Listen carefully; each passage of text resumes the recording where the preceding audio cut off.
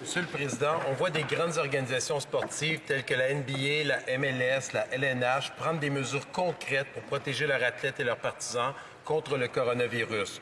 On voit les gouvernements américains, italiens et chinois prendre des mesures rigoureuses.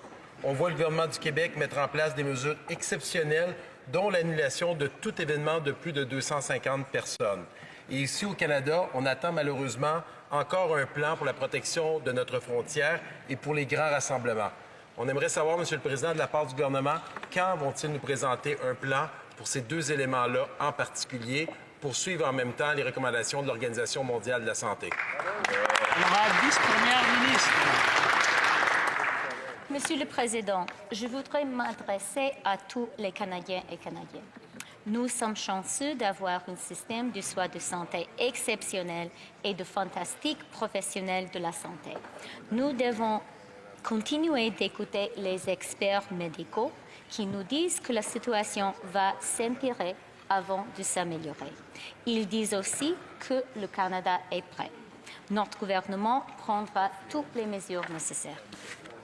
L'honorable député de Richmond-Arthabasca. Monsieur le Président, l'Organisation mondiale de la santé, on le sait tous, a déclaré une pandémie mondiale et demande à tous les pays de prendre des mesures concrètes en conséquence de la situation. Donc, en plus de la frontière et des rassemblements, le premier ministre a annoncé des mesures d'allègement au niveau de l'assurance-emploi, mais cela ne touche pas les travailleurs qui perdent leur emploi à cause des impacts directs liés au coronavirus. Cela représente des milliers de Canadiens et de Québécois. On aimerait savoir de la part du gouvernement quand il annoncera des mesures concrètes pour soutenir les travailleurs qui subissent les impacts dans leurs entreprises en lien direct avec le coronavirus, parce que malheureusement, dans les mesures qui ont été annoncées, il n'y a absolument rien pour ces personnes-là. Honorable vice-première ministre. Monsieur le Président, notre gouvernement comprend que le coronavirus a déjà eu un impact significant à l'économie mondiale et l'économie canadienne. Nous allons soutenir les Canadiens qui pourraient ne pas être en mesure de travailler en raison d'une maladie ou d'une mise en quarantaine.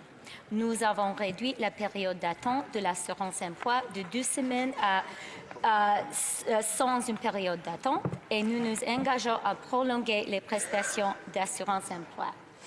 Et nous continuerons de regarder la situation économique et de continuer de prendre des nouvelles mesures.